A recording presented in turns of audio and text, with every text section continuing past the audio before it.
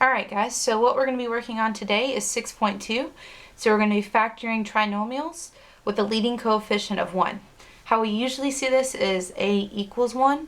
Remember, a trinomial means we have 3 terms. So in 6.1 you guys did factoring by grouping, which was 4 terms, and then you group the 2 terms together, pull out your GCF, look for the common binomial. Today what we're going to be doing is we're going to be dealing with when our a equals 1. Okay, so just a little bit of review first, and then we'll get going. So using the FOIL method, this is what you did in 94. If you need to go back and look at it, it's chapter 5. We can find the product of 2 binomials. If I have k minus 3 and then k plus 1, what I can do when I do the product, that means I'm going to multiply the 2. So I got k minus 3, k plus 1. All right, and with the FOIL method, it means first, outer, inner, last. So what this means, if we were to work it out really quick for a review, for our first, I would do k times k, so that would be k squared. Then I would do k times 1, so that would be plus k. Then I've got to do my inner, so that would be negative 3 times k, so that would be negative 3k. And then I would go negative 3 times positive 1, which would be negative 3. Now, in order for me to get to a trinomial, the next thing I have to do is I have to combine my like terms. So 1 minus 3 will give me a negative 2. So I've got k squared minus 2k minus 3.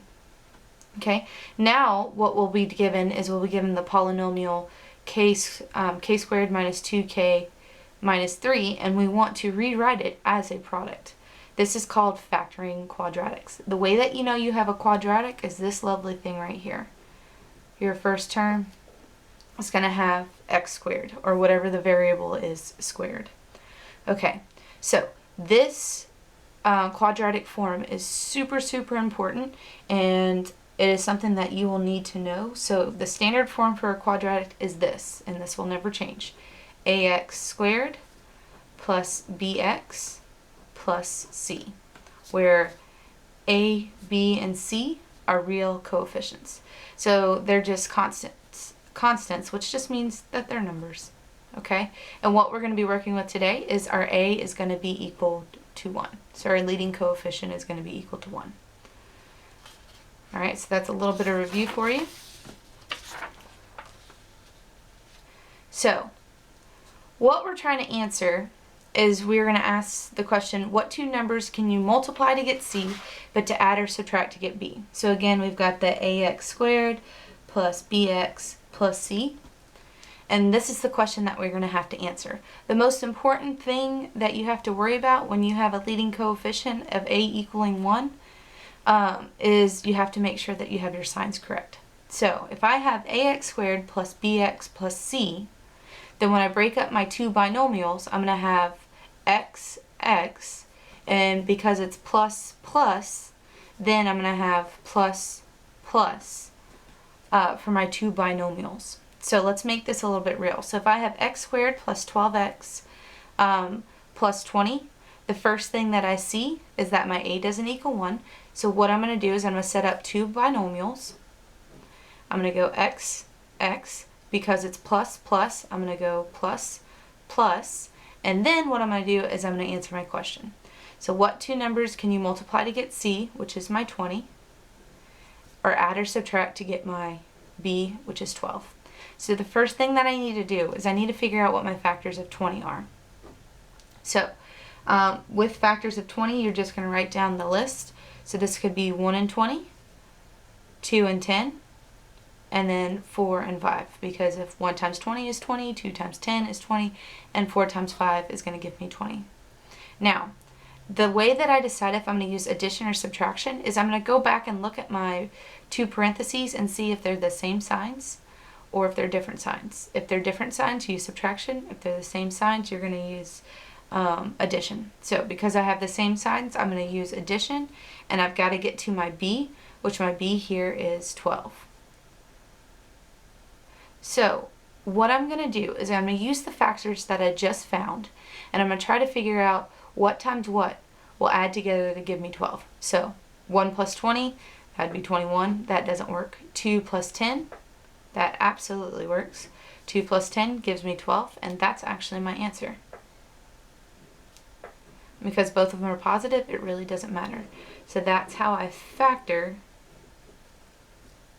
when my leading coefficient equals a. So now what we're going to do is we're going to have a little bit different of a trinomial. So our sign's going to be a little bit different. So we have ax squared plus bx minus c. So what you see in your trinomial is you got plus minus. So whenever you have plus minus, you're going to keep the same suit. It's going to be plus minus within your binomials. So let's make it real. So we got x squared plus x minus 30. So first thing that I see is my a doesn't equal 1, so I set up my 2 parentheses. I go x, x. I see plus minus, so I follow the exact same suit. I go plus minus. Then I have to answer the question, what two numbers can I multiply to get my c, which is 30, or add or subtract to get my b, which if I don't have a number in front of it, there's an assumed 1. Okay, so now I'm going to find my factors of 30. To find my factors of 30, the first one is 1 and 30. The second one is 2 and 15. The third one is 3 and 10. And then the last one is 5 and 6. The way that you know that you've found all your factors in your calculator is whenever you see a repeat. So you would do like 30 divided by 2, you get 15, 30 divided by 3, you get 10. If you do 30 divided by 4, you're going to get a decimal, so that doesn't work. And 30 divided by 5, you'll get 6. And then if you go 30 divided by 6, you'll get 5. That's how you know that you've exhausted all of your factors. So now I have got to answer the second part of the question, but add or subtract to get b. So I look at my signs. They're different, so I'm going to use subtraction to get to my b, which is 1. Okay, so I have to use subtraction, and I have to subtract 2 numbers to get to a positive 1. So 1 and 30 definitely doesn't work. 2 and 15 definitely doesn't work. 3 and 10 definitely doesn't work. But the 5 and the 6 will. And the order of it's super important. You got to go 6 minus 5, and that will get me to a positive 1. So I go and I put a 6, I put a 5, and I box my answer. Okay, so now we've hit 2 out of the 4 ways a trinomial can look when you have your a equals 1. So now let's look at the next one. So this time I've got ax squared minus bx plus c. So I've got minus plus. And whenever I have minus plus, it's going to be negative, negative within my binomial. The reason why is because a negative times a negative will give me a positive answer. So it's either something that you can memorize, or it could be something that you logically talk yourself through. Okay, so let's make it real. So we got x squared minus 10x plus 24. First thing that I notice is that I have an a equals 1. So I set up my 2 binomials. I go x, x. I see that it's minus plus. So whenever it's minus plus, it has to be minus minus within my binomials. And then I can answer the question, what 2 numbers can multiply to give you c, but add or subtract to give you b? So my c is 24, my b is negative 10. So to find the factors of 24, I go 1 and 24, 2 and 12, 3 and 8, and 4 and 6. Now, like what I was saying earlier, when your signs are the same, you're going to end up using addition, because you're going to add the 2 terms to get to that value. But how I show it is I go minus minus equals my b, which is negative 10. So technically you're using addition. I'm just not putting that addition sign in there because a negative minus a negative will give me a negative answer. Okay, so now we have to plug in the factors to see which one would be true. Negative 1 minus 24 is not going to get me to negative 10. Negative 2 minus 12 will be negative 14, so that doesn't work. Negative 3 minus 8 is going to get me a negative 11, so that doesn't work. But negative 4 minus 6 will definitely get me to a negative 10. So the last thing I got to do is go 4, 6, and I box my answer. Alright, and then the last one that we have is whenever we have a trinomial that is ax squared minus bx minus c. So this time I have a trinomial that's minus minus. Whenever I have a trinomial that's minus minus, my binomials will be plus minus. All right, so we get x squared minus 2x minus 15. It's an a equals 1. So first thing I do is I put my parentheses. I go x, x. I see that it's minus minus, so it has to be plus minus, and that's just my setup. So now I've got to answer the question, what two numbers can I multiply to get c, which is 15, but add or subtract to get my b, which is going to be negative 2. So I go 15, 1 and 15, and then the only other one that I have is 3 and 5. Okay, now I have to add or subtract to get my b. I look at my signs, they're not the same, so I have to use subtraction, and I have to get to a negative 2. So now I look at my factors that I just found. 1 and 15 definitely won't work, but 3 and 5 will. But the order is going to be super important because I got to get to a negative 2. So the only way that I can get to a negative 2 is if I go 3 minus 5. So my 3 has to be positive and my 5 has to be negative. Alright, so now we're going to do some practice problems with it. But before we do that, what I want us to do right up here is I want us to write this. I don't have a mnemonic device to be able to remember, but I do have a picture that can kind of help with the signs when you have an a equals 1. So when you have an a equals 1 and you have a trinomial that's plus plus, then your binomial is going to be plus plus. If you have a trinomial that's plus minus, your binomials are going to be plus minus. If you have a trinomial that's minus plus, then my binomials are going to be minus minus. If you have minus minus, my binomials will be plus minus. I wish I had a mnemonic device to be able to figure this out, but really all I have is a picture. And what I would do before you start your homework is I would put this picture right at the top of your sheet so that you can use it as a reference. So, I think some trinomials cannot be factored by only using integers. So we call these trinomials prime trinomials. Okay, so let me show you what this means. I'll show you what this is, but on your test you will not have any answers that are prime. You will on your review though. Okay, so we follow the same exact process. So we go m squared minus 8m plus 14. I see it's an a equals 1. So I set up my two binomials. I go m, it's minus plus, so when it's minus plus, I use minus minus. Then I have to find my factors of 14. So my factors of 14 are 1 and 14 and 2 and 7. I look at my signs, they're exactly the same, so I'm going to go minus minus to get to a negative 8. And this is where I run into the problem. Because if I go negative 1 minus 14, that's going to give me negative 15. That's not going to get me to negative 8. But neither will negative 2 minus 7.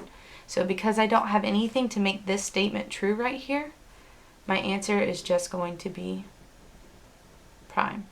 But I do want to see your work, because you could just go to the back of the textbook and the answers that are prime, you can just write prime.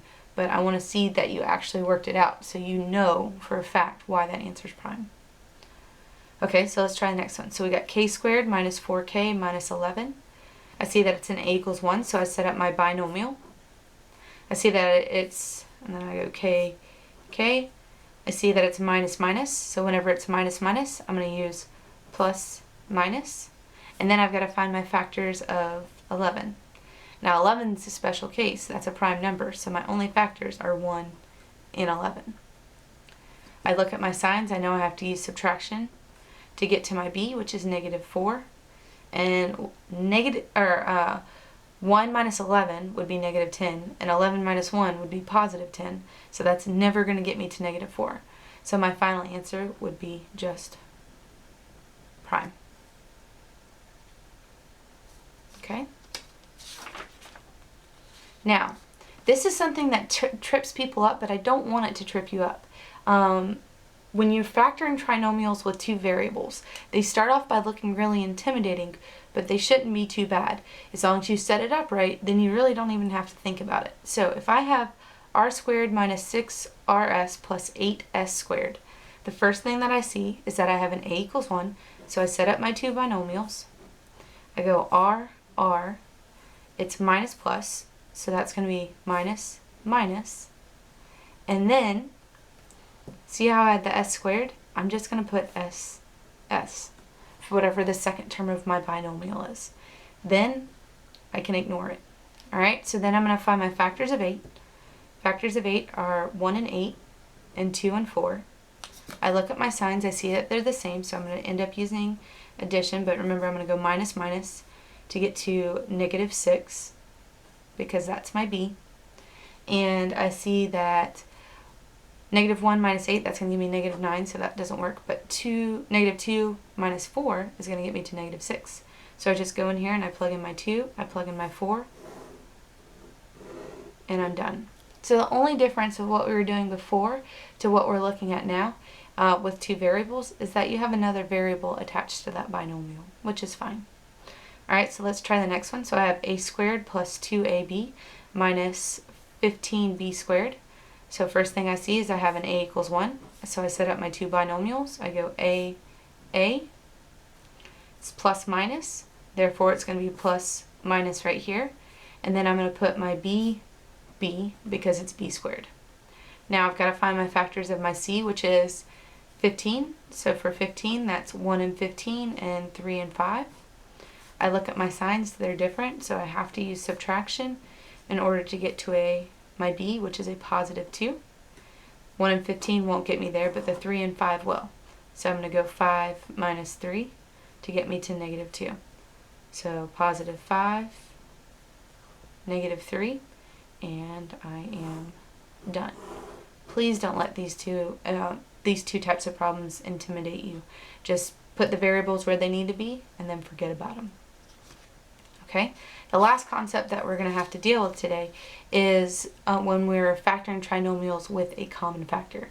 So what this means is we're going to pull out a GCF to begin with, because what we're trying to do is we're trying to get our a to equal 1. But clearly we can see for both of these two that my a doesn't equal 1. So let's read the problem first. So we got 3x to the 4th minus 27x to the 3rd plus 60x squared. So the first thing that I notice, my standard quadratic form is ax squared plus bx plus c. So first thing I notice is my leading coefficient is x to the 4th power, not x squared. So that's a dead giveaway that I have to pull out a GCF, like what we did in 6.1. So I got to pull out that greatest common factor. So I see I have 3, I have 27, and I have 6. So for my whole number, I'm going to pull out a 3. And for my least exponent, I'm going to pull out an x squared. Okay? So again, just like we were doing yesterday or in 6.1, our GCF is not going to change the shape, so it's still going to be a trinomial within here, but it is going to make it smaller and easier to work. So I'm going to do my aside work. I take my first term, so 3x to the 4th. I divide it by my GCF, so 3x squared. 3's cancel out. I'm left with x squared. I go negative 27x to the 3rd minus 3x squared. Negative divided by positive is going to be a negative. 27 divided by 3 is going to be 9. 3 minus 2 is going to leave me with just x. So I've got minus 9x. And 60x squared divided by 3x squared. 60 divided by 3 is going to leave me with 20, and the x squareds cancel out, so I go plus 20. So now this looks a lot easier to work with. Okay, so I continue just to bring down my GCF, but now I'm going to set up my two binomials because I've got an a equals 1. So I go x, it's plus minus, so that is not true. It's minus plus, so that means it's going to be minus minus. Then I have to find the factors of my c. My new c is going to be 20. So to find my factors of 20, we've done this one. So this is 1 and 20, 2 and 10, and 4 and 5. Okay? I look at my signs. I use minus minus to get to my b, which is negative 9. And the only one that works is the 4 and the 5. So I go 4 and I go 5. And this is my answer. The one common mistake that I usually see is people won't bring down their GCF. They'll factor it out, but then they'll just forget about it. Please make sure that you carry it down. Okay? So what I want you to do is I want you to pause the video and I want you to try to go through B. Okay, so if I've got 3x to the 4th minus 15x to the 3rd plus 18x squared, the first thing that I notice is my leading coefficient is x to the 4th, which is not x squared. So that definitely is a dead giveaway that I have to pull out a GCF. So my GCF is going to be 3x squared again. So again, I'm going to do my side work. So I go 3x to the 4th divided by 3x squared, which will be x squared. Negative 15x to the 3rd divided by 3x squared. Negative divided by positive is a negative. 15 divided by 3 is 5. X to the 3rd minus x is going to leave me just with x. So I got negative 5x. And then I've got 18x squared divided by 3x squared. 18 divided by 3 is going to be 6. And the x squares cancel out. So plus 6. Alright, so if I look at this, I see that I have a leading coefficient of a equals 1. So I bring down the 3x squared. I set up my two binomials. I go x, x, and I have to find my factors of my c. My c is 3. No, I'm sorry. My c is 6 for this one, so I got 1 and 6, and then 2 and 3. And I didn't set up my signs. So sorry. In my trinomial, I've got minus plus. So that means it's going to be minus minus. So I go minus minus to get to a negative 5. So negative 1 minus 6 will be a negative 7. That won't get us there. But negative 2 minus 3 will definitely get us to a negative 5. So 2, 3. And I box my answer. Alright guys, so this is 6.2. So what I need you to do now is I need you to practice that homework and come in asking questions when you see me next time. Alright, have a good day.